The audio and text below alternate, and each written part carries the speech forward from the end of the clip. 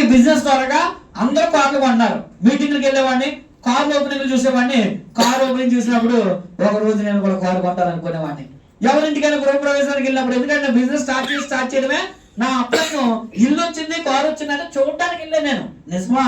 సబ్బులు పేస్టుల ద్వారా ఇల్లు వస్తుందా, సబ్బులు పేస్టుల ద్వారా కారు వస్తుందా అని 23 లక్షలు పెట్టి అపార్ట్మెంట్ లో ఫ్లాట్ కొన్నాడు ఆయన.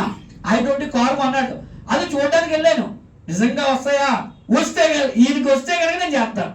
ఎందుకంటే ప్రూఫ్ లేకుండా ఎవరు నమ్మరండి. ఎందుకంటే మీరు ఎంత చెప్తున్నారన్న కాదు, మీకు ఎంత వస్తుంది, మీ చెక్ ఎంత ఓపెన్ చేసి ధైర్యంగా మీరు చూపించారనుకోండి, మిమ్మల్ని ఎవరైనా సరే వెంబడిస్తారు. మీరు మాటలే చెప్తున్నారనుకోండి, పని అవ్వదు. అందుకే మీరు ఏం చేయాలి, తొందరగా మీ చెక్కులు పెంచుకోవాలి. ఆ రోజు నేను ఆయన చూసి, ఆయనకు వచ్చే చెక్కును చూశానండి.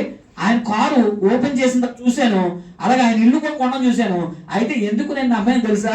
మేమిద్దరం ఒకసారి వ్యాపారం స్టార్ట్ చేసాం. మొదట్లో నేను ఆగిపోయాను, ఆయన సాగిపోయినందుకు ఆయనకి ఏమొచ్చింది, కారు వచ్చింది, ఇల్లు వచ్చింది, చెక్కు వస్తుంది. మరి నాకేం వస్తుంది?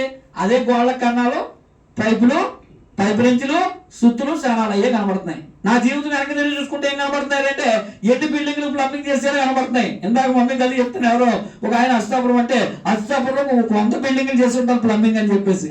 నా జీవితంలో వెనక తిరిగి చూస్తే ఈ ఇంటికి నేనే ప్లంబింగ్ చేశాను, ఈ ఇంటికి నేనే ప్లంబింగ్ చేశాను, ఈ ఇంటికి నేనే ప్లంబింగ్ చేశాను. కానీ ఏమో ఉపయోగం ఉందా? అప్పుడు ఇచ్చేసే డబ్బులు తినేసాం, తర్వాత ఏం ఉపయోగం లేదు. కానీ ఈయనకి నేను ప్లంబింగ్ లో ఉన్నాను, పని అయిపోయింది, డబ్బులు వచ్చేసి తినేసాం.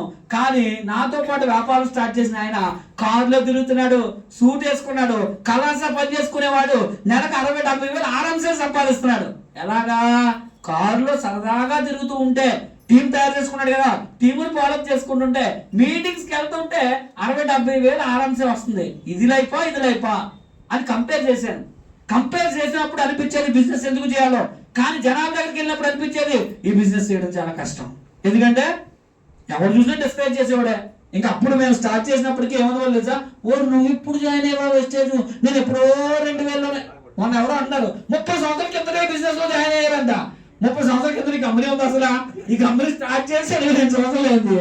మొన్న మేళం అంటాడు 30 సంవత్సరాల కిందనే జాయిన్ అయ్యానంట. అంటే రకరకాల మనుషులు ఉంటారు, మనల్ని డిస్కరేజ్ చేసేవాళ్ళు, మనల్ని పాడు చేసేవాళ్ళు. మరి మామూలుగా అడగండి, మనల్ని బిజినెస్ చేయొద్దు అంటారు కదా, ఏం చేయాలని అడగండి, దానికి ఆన్సర్ ఉండదు. మన జీవితాన్ని నాశనం చేయడానికి చాలా మంది ఉంటారు, కానీ బాగు చేయడానికి చాలా తక్కువ మంది ఉంటారండి.